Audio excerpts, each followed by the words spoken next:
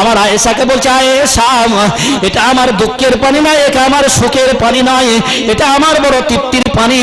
আমি রাসূলুল্লাহ সাল্লাল্লাহু আলাইহি ওয়াসাল্লাম আমি হায়াতে জিন্দেগিতে দেখে গেলাম আমার উম্মতরা, আমার অগণিত সাহাবারা নামাজকে প্রতিষ্ঠিত করেছেন।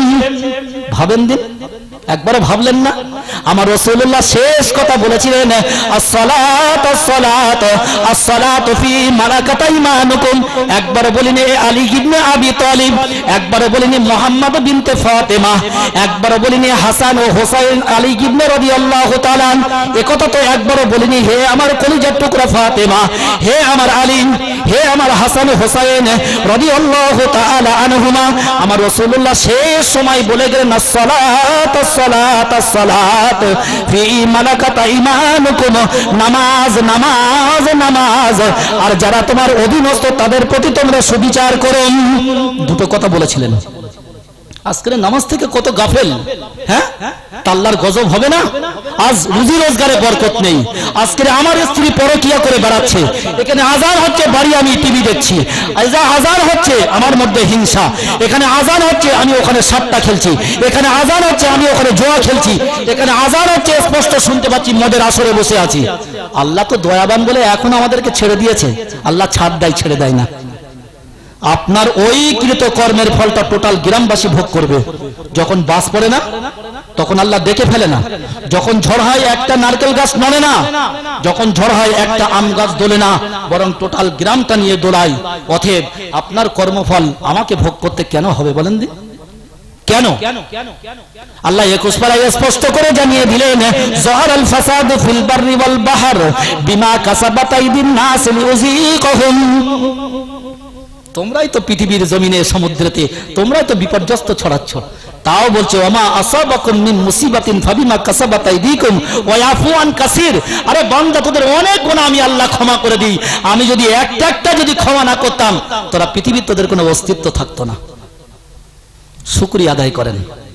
তাহলে আমরা নামাজ থেকে গাফেল, আমরা যাকাত থেকে গাফেল, আমরা রোজা থেকে গাফেল। আমার উপরে হজ ফরজ, অথচ আমি মনে করছি আমার কন্যাটা সাইনা হয়েছে, তাকে বিয়ে দিয়ে চলে যাব, তার আগে যদি আপনি মরে যান।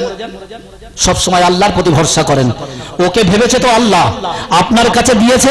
আপনি যখন একা ছিলেন আপনার রোজগার ছিল পার ডে 300 টাকা, আপনি স্ত্রীকে বিয়ে করলেন, আল্লাহ 200 টাকা বাড়িয়ে দিল। আপনার ঘরে আর একটা কন্যা হলো, আপনার আরো 100 টাকা বাড়িয়ে দিল। আপনি কি ভাবছেন? আপনি কি মনে করলেন বলেন না? অতএব আমরা মনে করছি না এ তো আমার না, অত সোজা নয়। আপনার কিসমতে ও যে আপনার স্ত্রী বিয়ে করলেন, ওর কিসমত আল্লাহ দিয়ে দিয়েছে। 2-3টে সন্তান হচ্ছে, ওর রিজিকের ব্যবস্থা আল্লাহ করে দিয়েছে। আল্লাহ তো সবথেকে বড় দয়াবান, আল্লাহ সবথেকে বড় দয়াবান। তাহলে যে কথা বলছিলাম, রাসূল মুফাসসির আব্দুল ইবনে আব্বাস রাদিয়াল্লাহু তাআলা আনহু বললেন, আমার রাসূলুল্লাহ সাল্লাল্লাহু আলাইহি ওয়াসাল্লামের আওয়াজের উপরে তোমরা আওয়াজ বুলন্দ করে না। ঠিক তদনুরূপ বাপের কাজ যেটা ছিল সেটা চাচা করলো। অতএব আমি নবী রাসূলুল্লাহ আমি তোমাদেরকে ইতিম করে চলে এসেছি না, আমি তোমাদের খালি হাতে ছেড়ে আসেনি। আমি হাজারো হাজারো কোটি কোটি আলেমে দ্বীন গ্রামে গঞ্জে শহরে আমি আল্লাহ তোমাদের কাছে পাঠিয়ে দিয়েছি। তাদের আনুগত্য স্বীকার করো, তাদের অনুসরণ করো, তারা তোমাদের যে বার্তাটা দেয় সেই বার্তা অনুযায়ী জীবন যাপন করো। ইমাম হয়তো শুক্রবারে দাঁড়িয়ে হয়তো 10 মিনিট 15 মিনিট 20 মিনিট খুতবা দিচ্ছেন, আজ হয়তো কোরআন পাকের একটা আয়াত ফলো করলো। আল্লাহ দ্বিতীয় পারায় সুন্দর একটা আয়াত ঘোষণা দিয়েছেন, আহাল্লাল্লাহুল বাইয়া ওয়া হারামার রিবা। আজকের ইমাম হয়তো ওই আয়াতটাকে পেশ করলেন, যার শাব্দিক অর্থ হচ্ছে আমি তোমাদের জন্য ব্যবসাটাকে হালাল করেছি, সুদকে করেছি হারাম। এখন ক্যাশিয়ারের গায়ে লাগলো, সেক্রেটারির গায়ে লাগলো, আদারওয়াইজ আব্দুর রহিম আব্দুর রহমানের গায়ে লাগলো। আর আলে 3-4 দিন পরে ইমাম সাহেব বলল, হুজুর এরকম বয়ান রাখার দরকার নেই, আপনি প্লেন বয়ান করে যাবেন। আমার রাসূলুল্লাহ বলছে, কোন আলেম যদি দিনের ব্যাপারে, দিনের কোন জ্ঞানের ব্যাপারে যদি সেটাকে কুশিদারাকে গোপন ডাকে, অবশ্যই কিয়ামতের ময়দানে, মাহশরের ময়দানে আমি আল্লাহ রাব্বুল আলামিন ওর জিভটা কাঁচি দিয়ে কেটে দেবো, নইলে উচুড়ে ফেলে দেবো। একবার ভাবলেন না ওই আলেমটা যদি গোপন করে, ও যদি মনে করে আমার চাকরিটা বজায় রাখতে হবে, মসজিদের সেক্রেটারি খেপে যাবে, সভাপতি খেপে যাবে, আমাকে কেন হারাম করে বলল? একবার আপনি ভাবলেন না আপনার প্রকৃত একটি রাস্তা ইহদিনাস সিরাতাল মুস্তাকিম, একজন তো আলেমে দ্বীন বলবেন। বাস্তব তো, কেন আপনি ভর্ৎসনা করছেন?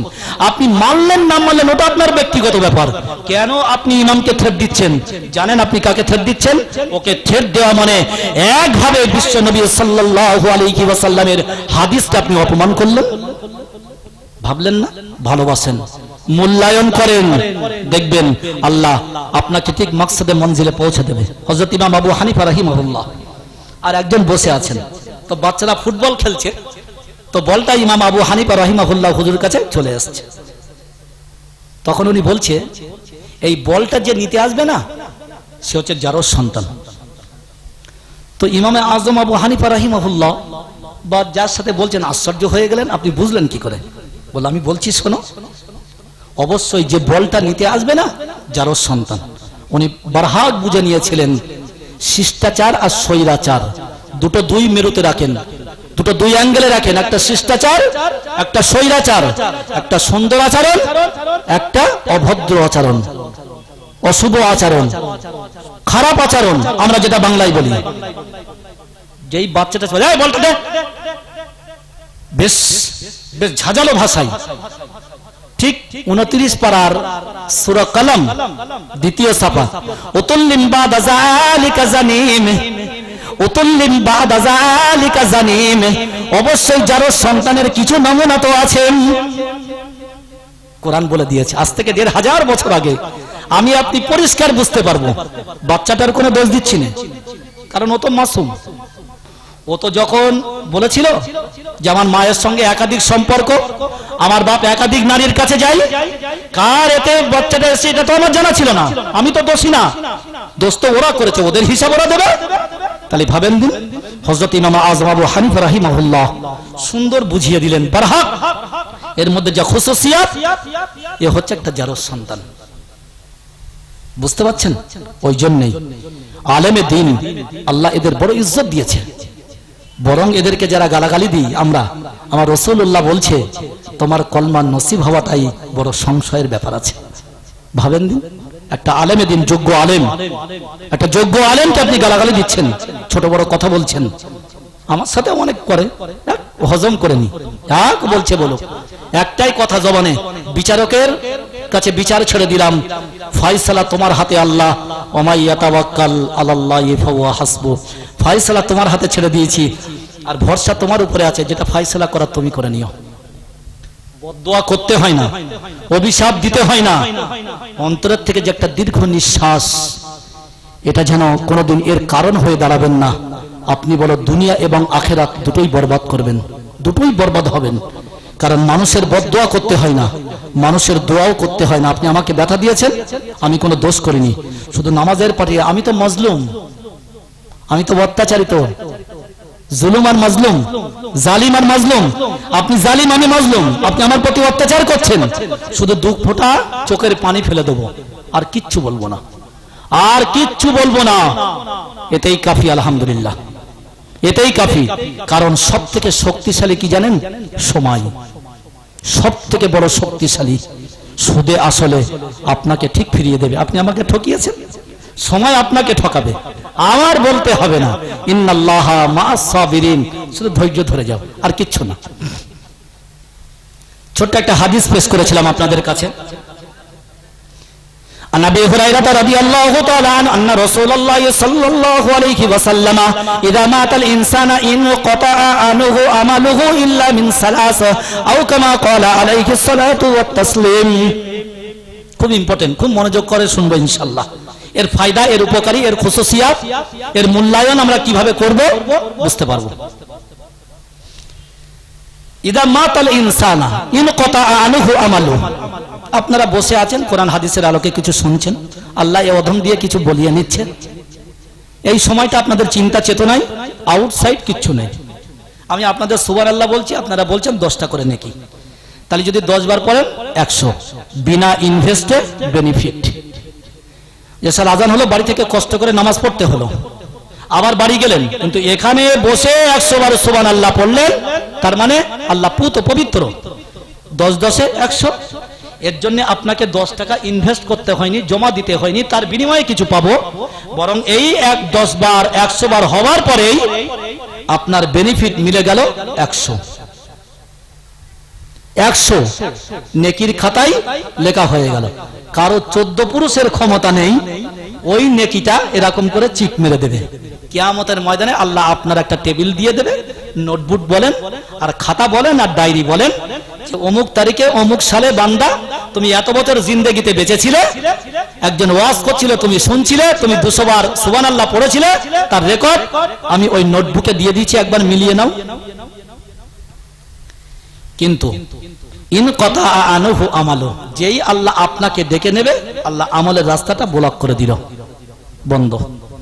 না নামাজ পড়লে সওয়াব হবে, না যাকাত দিলে হবে, না রমজানুল মুবারকে রোজা রাখলে, না জলসায় গিয়ে সুবহানাল্লাহ পড়লে, না কোরআন হাদিসের আলোকে কিছু শোনা, আল্লাহ সব বন্ধ করে দিলেন। ইন কথা আনহু আমালু ইদা মাতাল ইনসান, যেই কোনো মানুষ মারা যায় আল্লাহ সান্নিধ্যে চলে আসে, আমি আল্লাহ তার আমলটা ব্লক করে দিই। এবারে সব থেকে মজার কথা, ইল্লা মিন সালাস, 3টে জিনিস অব্যাহত থাকে। বারজাক বলা হয় কবর, আর এই কবর থেকে কাল কিয়ামত পর্যন্ত এই সময়টা বলা হয় বারজাখ। আপনি এই 3টে জিনিস যদি হায়াতে জিন্দেগিতে করে যেতে পারেন, কাল কিয়ামত পর্যন্ত আপনি নেকি পাবেন ইনশাআল্লাহ। কি সুন্দর আল্লাহ শেখানো ভাষা। as-sadaqatu জারিয়া, আমার রাসূলুল্লাহ নাম্বার 1 এ রাখলেন সাদাকায়ে জারিয়া। কেন মাদ্রাসায় বেশি বেশি দান করতে বলা হয়? এটা তো একবার অনুভূতি দিয়ে ভাবেন না। আজকে ভাবেন দিন যে গ্রামের মাদ্রাসাটা চলছে টোটালটাই দানের উপরে। না ওই মাদ্রাসার জন্য কেউ 5 বিঘা জমি কেউ হয়তো ওয়াকফ করেছে, তাও নাই। না হয়তো তার এমন কোন একটা ঘর ভাড়া আছে, তার বিনিময়ে মাসে কিছু পয়সা আসে, তাও না। আপনি কিছু যাকাত দেন, কিছু ফিতরা দেন, কুরবানির সময় গরুর চামড়াটা বিক্রি করে তার মূল্যটা মাদ্রাসায় পাঠিয়ে দেন। যে সমস্ত তলেবুল ইলমরা মাদ্রাসায় পড়ে হয়তো তাদের মাসিক একটা চাঁদা সিস্টেম আছে, নাই 200 নাই 500 নাই 300 নাই 250 নাই 100, তার বিনিময়ে সুন্দর একটা বক্স তৈরি হয়, একটা ফান্ড তৈরি হয়। যদি তারা আবাসিক হয় তাদের পিছনে পার ডে 100 ছেলের পিছনে দুপুর আর রাতে কত কেজি করে চাল রান্না করতে হচ্ছে, আপনি একবার ক্যালকুলেটর করে নেন। লাস্টে আপনারা যত দিয়েছিলেন মাসের শেষে দেখা গেল 10,000 টাকা ঘাটতি। তাহলে যদি বছর শেষে প্রত্যেক মাসে 10,000 টাকা ঘাটতি হয়, তাহলে এক বছরে তার নিট ফল দাঁড়ালো 1,20,000। কোথা থেকে দেবেন? শিক্ষকদের বলছেন আপনারা যাকাতের পয়সা তুলে মাইনেটা ভুগতান করে নেবেন।